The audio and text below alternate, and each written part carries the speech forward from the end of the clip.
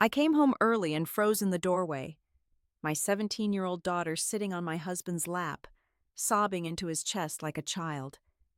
He stroked her hair and whispered, "We can never tell Mommy." She clung tighter and whispered something I couldn't make out. It looked too intimate. I was horrified when I learned what he told her, and what she begged him to hide from me. It was only the first lie. The real betrayal was worse than murder. Hello, everyone. Thank you for joining me today. Before I dive into this story, I'd love to know what city you're reading from right now. Drop it in the comments below. It always makes me feel like we're connecting from all over the world. Now, let me take you back to that moment. It was a quiet Tuesday evening in our suburban home in Seattle. The kind of night where the rain taps gently on the windows like it's trying to whisper secrets. I had just gotten back from a long shift at the hospital, my scrubs still smelling faintly of antiseptic and exhaustion. My feet ached, my back screamed for a hot bath, but all I wanted was to hug my family and collapse into bed. My name is Emily, and for 22 years, I'd built my life around my husband, Mark, and our daughter, Sophie. Mark was the rock, the dependable software engineer who worked from home, handled the bills, and made sure our little world spun smoothly. Sophie, at 17, was our miracle child, the light that pulled us through the dark times. She was smart, kind, with dreams of becoming a doctor like me. We'd sacrificed everything for her. I took extra shifts to fund her college savings. Mark skipped promotions to be there for school runs and soccer games. Our marriage wasn't perfect. No one's is. But it was solid. Or so I thought. That night, as I pushed open the front door, the house felt off. The living room lights were dimmed, the TV muted on some forgotten documentary. No, "Hey, Mom," from Sophie. No warm smile from Mark. Instead, I heard muffled sobs from the kitchen. My heart skipped, mother's instinct kicking in like a siren. I dropped my bag and hurried in, my sneakers squeaking on the tile. There they were. Sophie curled up in Mark's lap like she was 5 again, her face buried in his shirt, her shoulders heaving with cries. Mark's arms were wrapped around her, his hands stroking her hair, whispering something I couldn't make out. It looked intimate. Too intimate for a father and his teenage daughter. A chill ran down my spine, not jealousy, but something primal, protective. "What's going on?" I asked, my voice sharper than I intended. They both froze.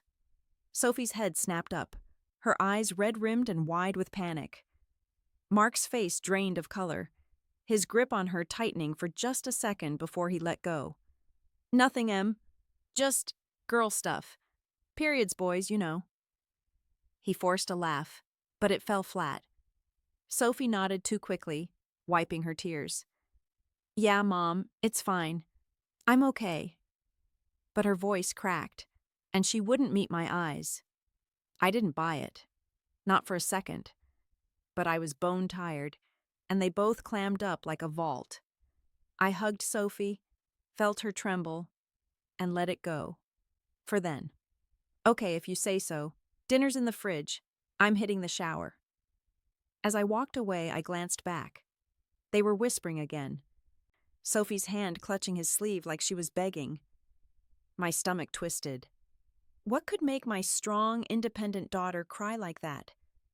And why was Mark the one she turned to, not me? That was the beginning. The hook that yanked me into a nightmare I never saw coming. If you're still with me, do me a favor. Comment 1 below so I know you're hooked too.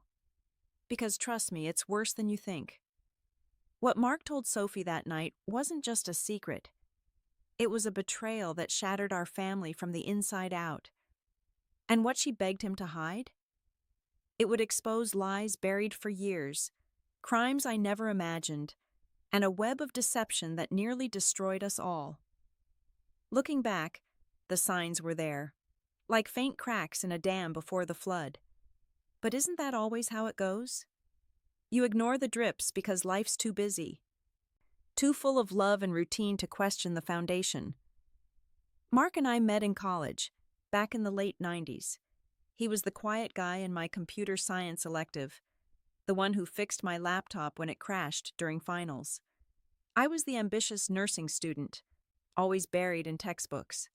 We fell hard, married at 24, bought our first house at 27, and after years of fertility struggles, Sophie arrived when I was 30. She was our everything.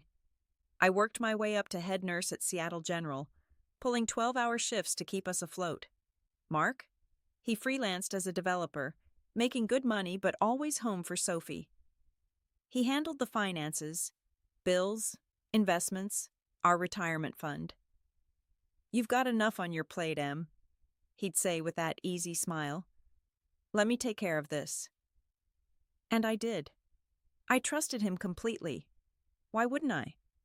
He was the man who held my hand through 18 hours of labor, who surprised me with weekend getaways, who coached Sophie's team and volunteered at her school. We were the couple everyone envied. Stable, loving, unbreakable. But lately, something felt off. It started small, about 6 months before that night. Mark's phone buzzed more at odd hours. Late nights, early mornings. He'd glance at it, smile faintly, then pocket it. "Work stuff," he'd mutter. "Client in Europe." Plausible, right? He was distant too, zoning out during dinners, snapping at little things. Sex? It had dwindled to once a month, if that. I chalked it up to stress, his big project, my long hours, Sophie's college applications. "We're just in a rut," I told my best friend Lisa, over coffee one day. "It'll pass." Sophie changed too. My bubbly girl turned quiet, withdrawn. She'd lock herself in her room, blasting music, or stare out the window with this faraway look. Grades slipped. A B in AP Bio, her favorite subject. "What's wrong, sweetie?" I'd ask, rubbing her back. She'd shrug. "Nothing, Mom. Just tired." But her eyes darted to Mark, like she was waiting for his cue. I noticed them sharing glances, quick, secretive. Once, I walked in on them huddled over his laptop, slamming it shut when they saw me. "Just helping with homework," Mark said. Sophie nodded vigorously. "Yeah, calculus stuff." I tried not to overthink it, but the unease grew, like a knot in my gut. One evening, after another exhausting shift, I found Mark's wallet on the counter. A receipt fluttered out. Hotel in downtown Seattle, $250 for a night. Dated last week when he'd said he was at a networking event. My heart pounded. "Mark? What's this?" I held it up, casual-like. He froze mid-bite of his sandwich. "Oh, that? Client meeting. They booked it." His eyes didn't meet mine. Sophie at the table went pale, her fork clattering.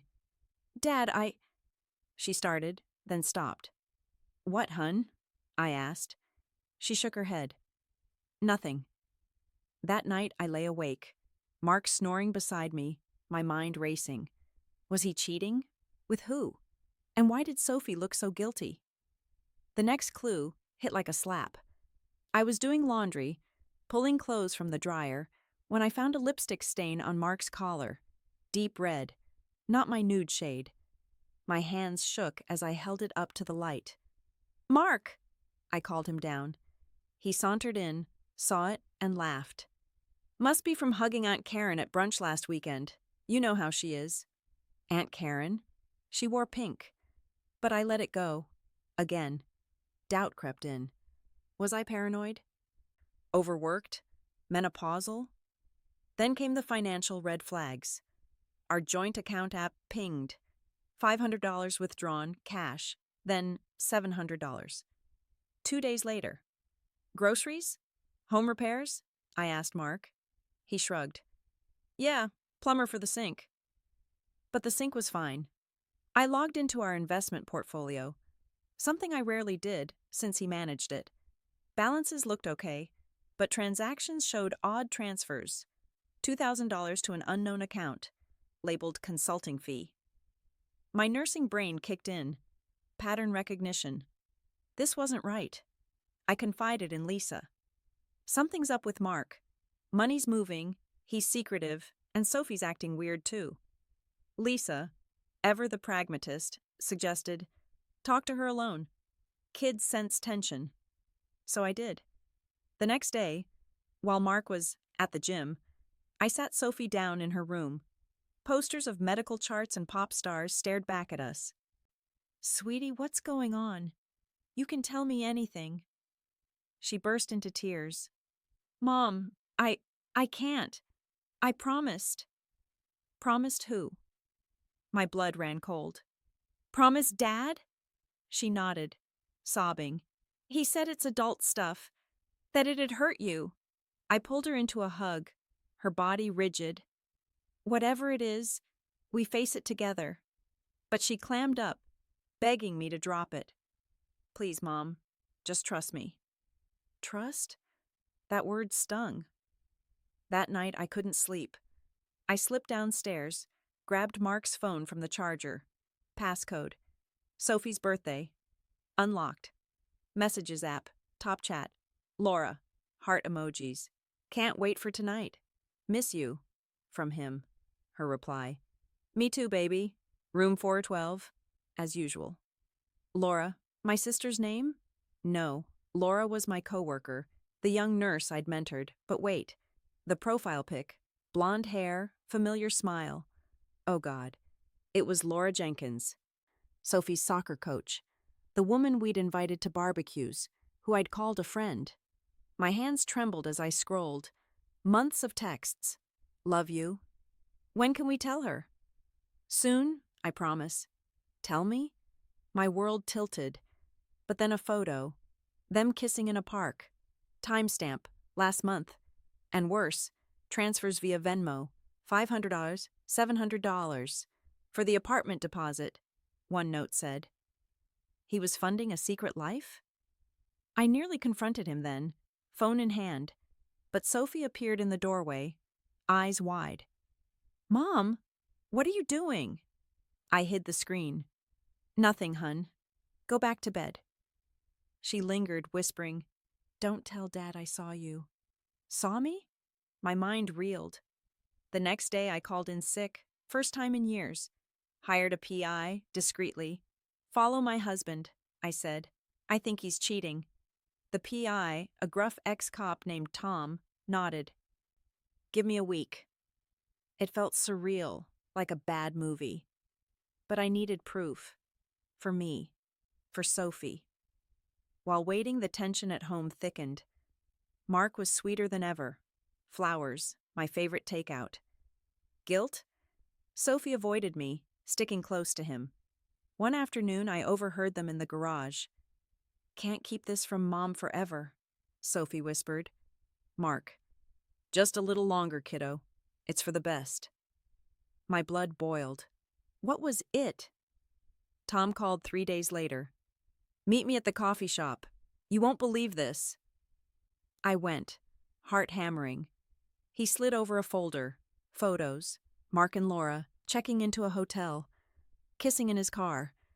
But then, more. Bank statements he'd pulled, legally he assured. Transfers from our retirement fund. $50,000 over 6 months. To Laura's account. Forged signatures. Mine. Embezzlement? I gasped. Tom nodded. Looks like. And there's more. He flipped to a birth certificate. A girl, age 10. Father, Mark. Mother, Laura.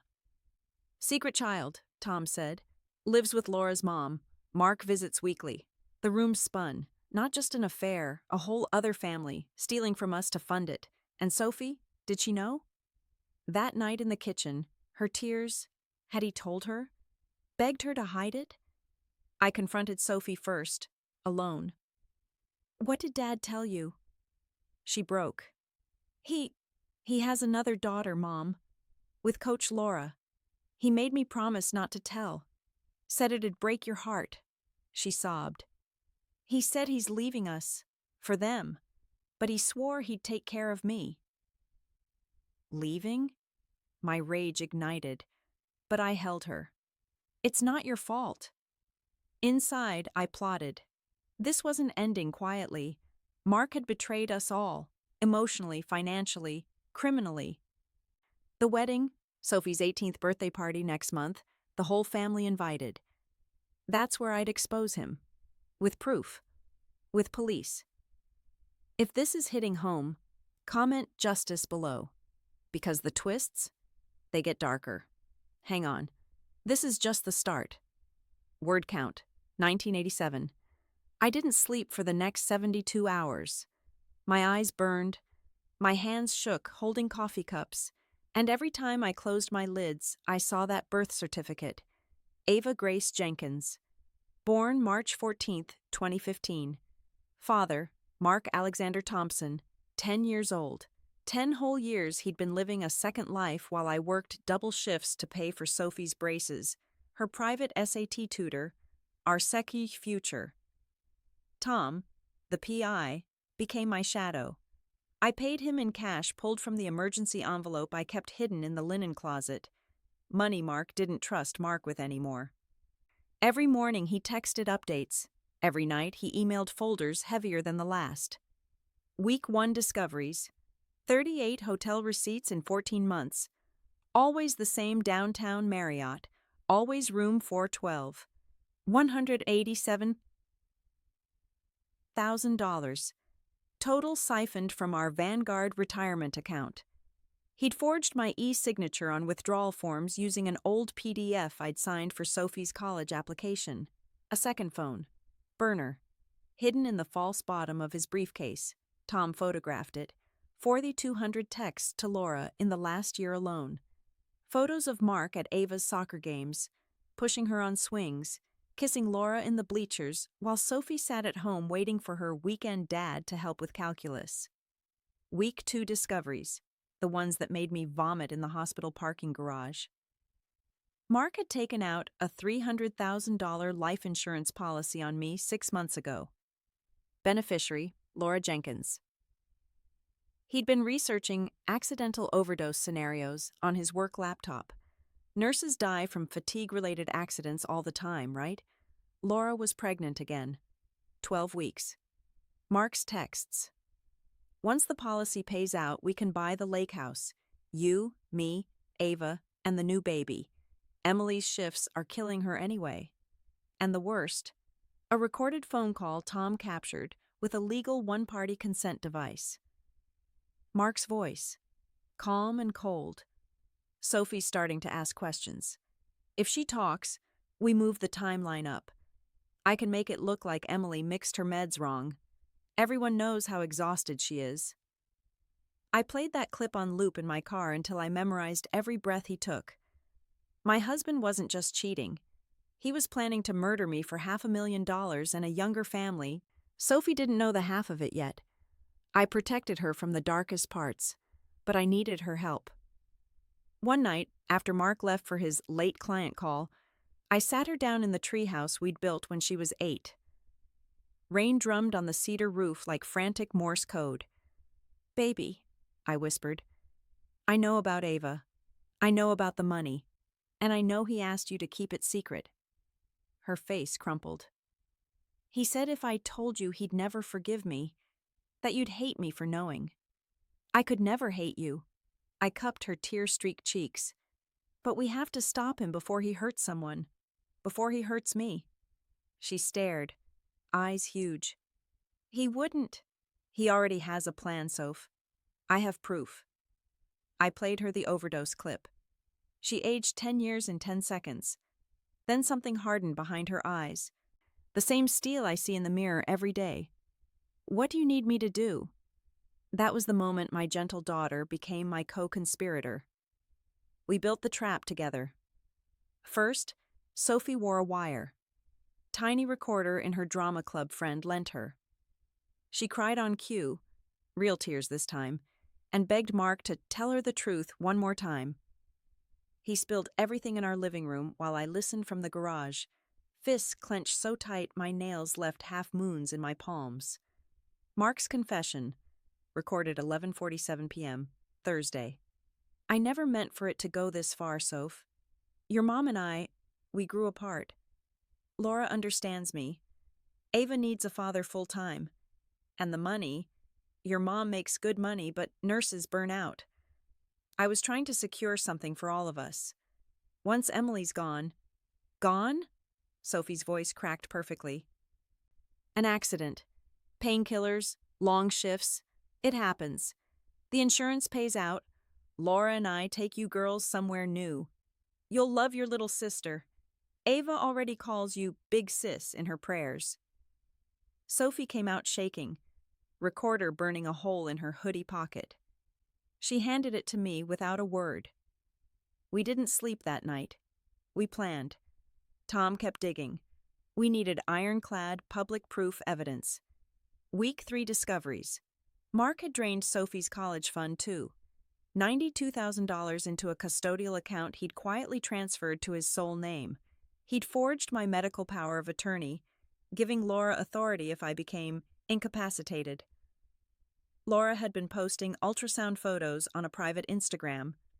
Caption: Baby number 2 coming soon. Daddy is so excited.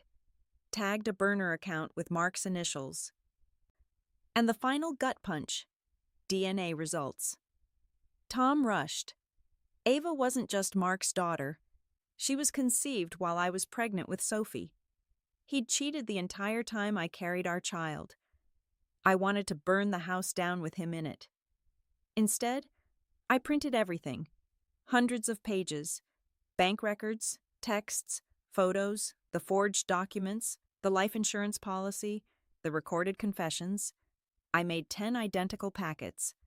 Then I called the one person who hated Mark more than I was starting to.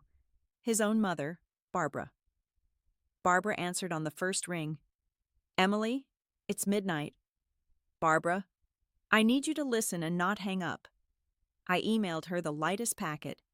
Photos of Mark kissing Laura, Ava's birth certificate, the missing money. Silence. Then a sound I'll never forget. A grandmother's heartbroken animal wail. That bastard, she whispered.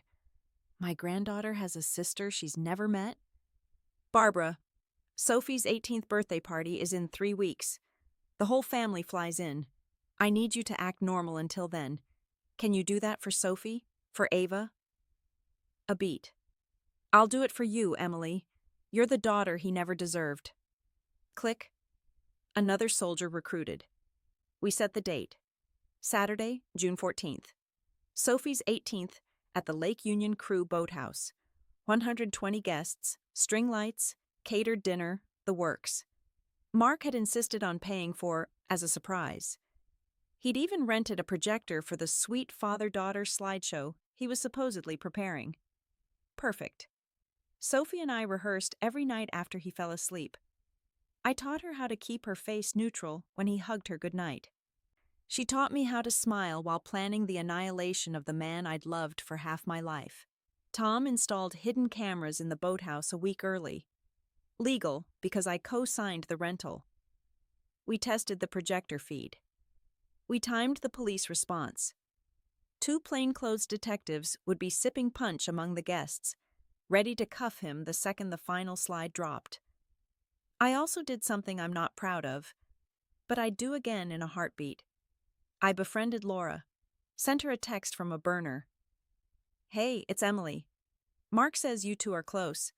I'd love to meet Ava before the big party. Coffee tomorrow? She fell for it. We met at a park. She was glowing, hand on her belly, Ava swinging nearby. I smiled until my cheeks hurt. Took selfies with them, asked about due dates, names, cravings. Inside, I was cataloging every word for the prosecutor. 2 days before the party, Mark cornered me in the kitchen. He looked almost concerned. Em, you seem different lately. Everything okay at work? I stirred the pasta, tasting nothing. Just tired, babe. Big party coming up. Want it to be perfect for Sophie. He kissed my forehead. You're an amazing mom. Always have been. I almost threw the boiling pot at his face. The night before the party, Sophie crawled into my bed like she did when she was little. Mom, she whispered in the dark, are we doing the right thing? I held her tight. We're protecting ourselves. and Ava, and whatever innocent baby Laura's carrying. This ends public, loud, and final so he can never hurt anyone again.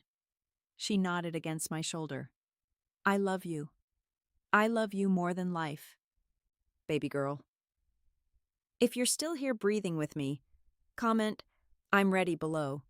Because what happens at that birthday party, let's just say the fireworks weren't the ones Mark paid for.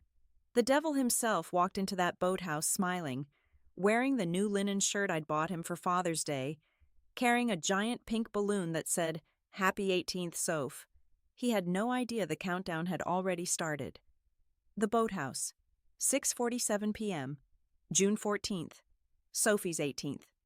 The sky over Lake Union was the color of champagne, string lights twinkling like 1,000 tiny witnesses, 120 people laughing, clinking glasses, kids chasing bubbles on the dock.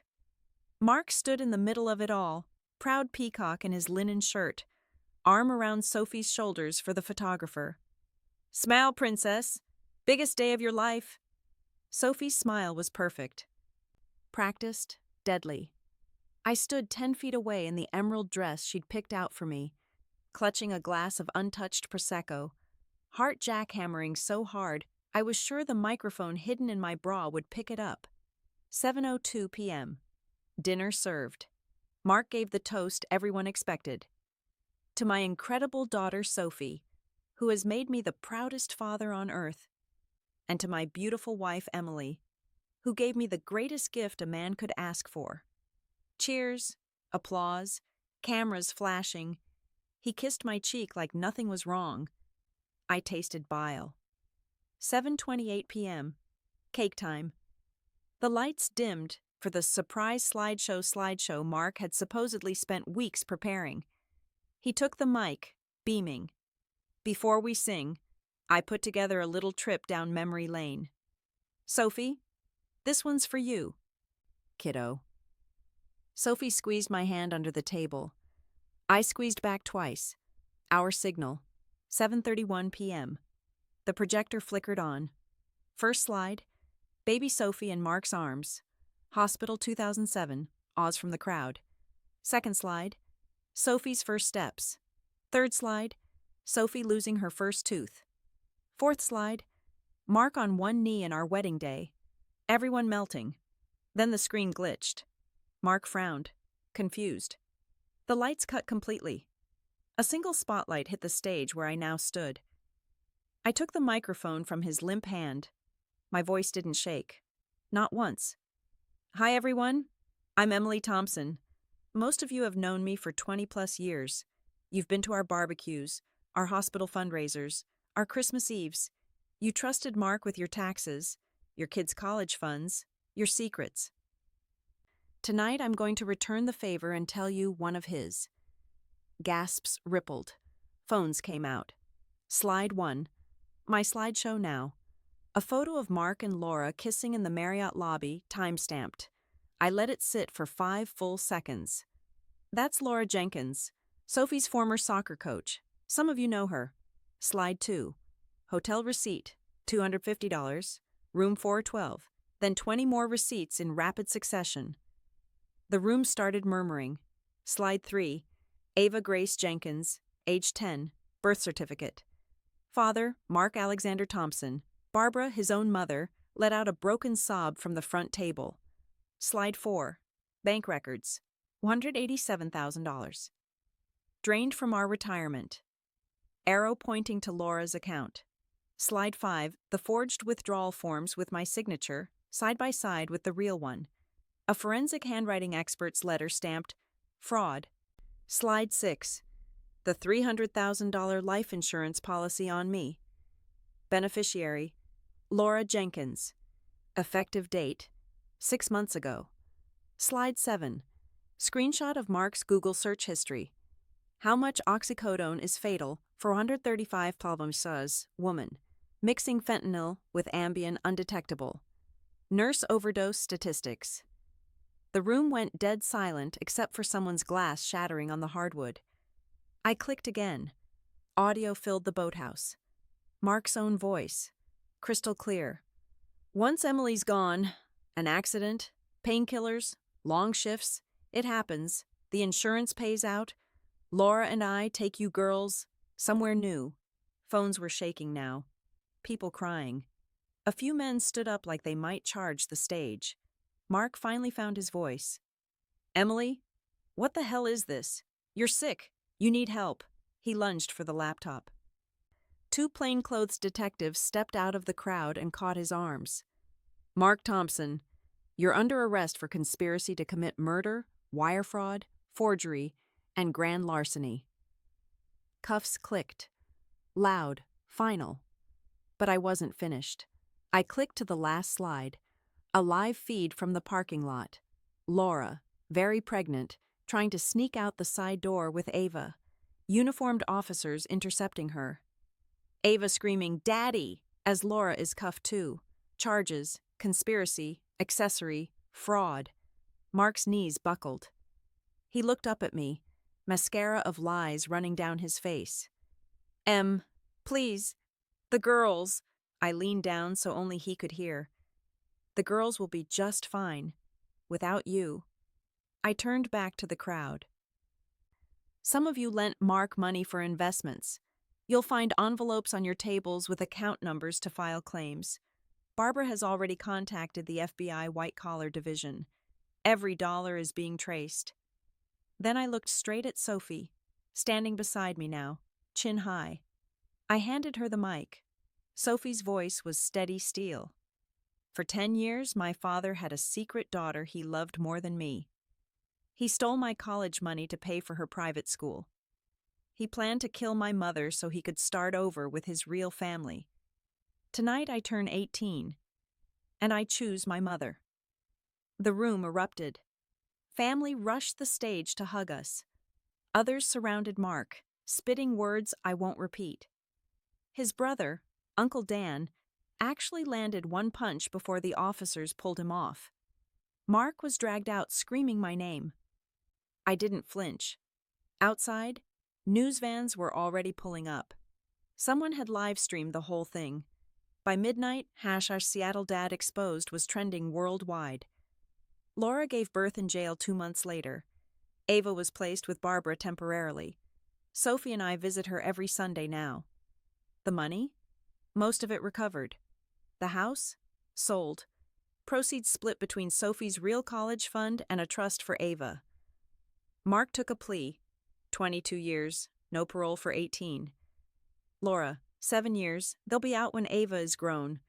We'll be ready. If you're still with me, comment the word exposed below. The morning after the boathouse, Sophie and I woke up in a hotel room that smelled like salt air and freedom. No more pretending. No more walking on eggshells in our own house. We ordered pancakes we didn't eat and just held each other until checkout. That was the first day of the rest of our lives, and it felt terrifying and holy at the same time. We sold the house within 2 weeks. Everything that reminded us of him went into a dumpster. His golf clubs, the world's best dad mug, the framed wedding photo where he was already lying with his eyes. The closing check felt like blood money, so we turned it into something clean. Sophie's real college fund, a trust for Ava, and seed money for the nonprofit I would later start. Barbara showed up on day 4 with Ava clutching her leg. The little girl took one look at Sophie and whispered, "Are you my sister for real?" Sophie dropped to her knees and said, "Yeah, kiddo. I've been waiting 10 years to meet you." Ava ran into her arms like she'd been practicing the hug in her dreams.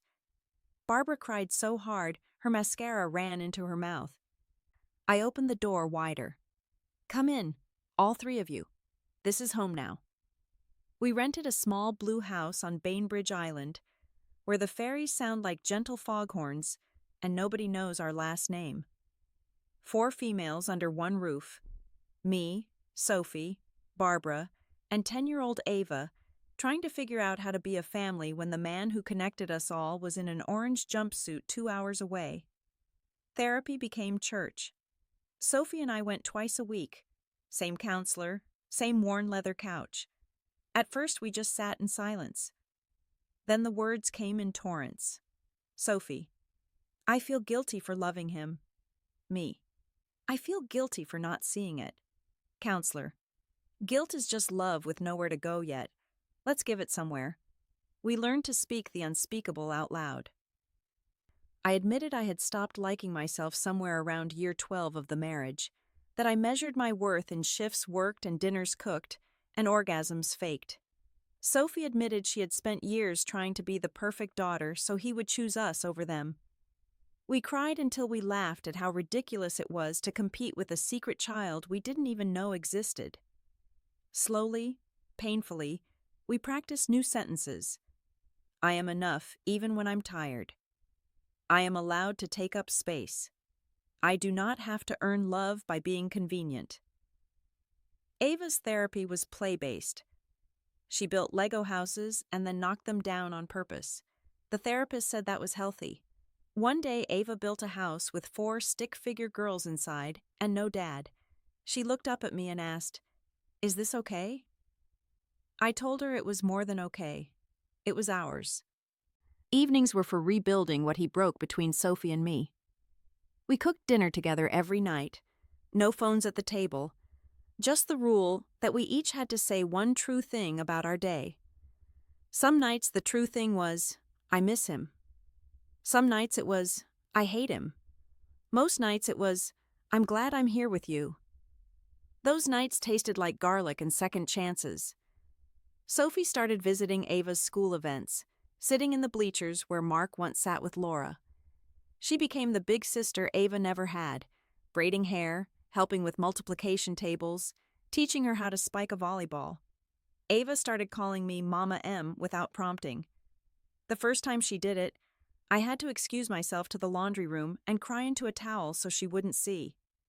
Barbara cooked Sunday gravy and told stories about Mark as a little boy, the ones before he learned how to lie. We let ourselves remember the good parts without letting them excuse the monstrous ones. Forgiveness, we learned, isn't a gift you give the betrayer. It's a door you stop locking so you can walk through it yourself. One ordinary Thursday 6 months in, I caught my reflection in the hallway mirror and didn't look away. For the first time in years, I recognized the woman staring back. Tired eyes, new smile lines, softer around the middle, but undeniably alive. I whispered to her, "We made it." She whispered back, "We're just getting started." That night, Sophie found me on the porch swing. "Mom," she said, "I think I like who I'm becoming." I pulled her close. "Me too, baby. Me too." And that was enough, looking back. The day I stopped trying to fix what he broke was the day I finally started loving the woman I'd become, scars and all. So I'll ask you this. When was the moment you chose yourself over the lie you were living? Drop your answer below. Your story might save someone scrolling tonight. If this journey moved you, hit subscribe. We heal out loud together every week. Next story drops soon, and trust me, it's even wilder. See you there.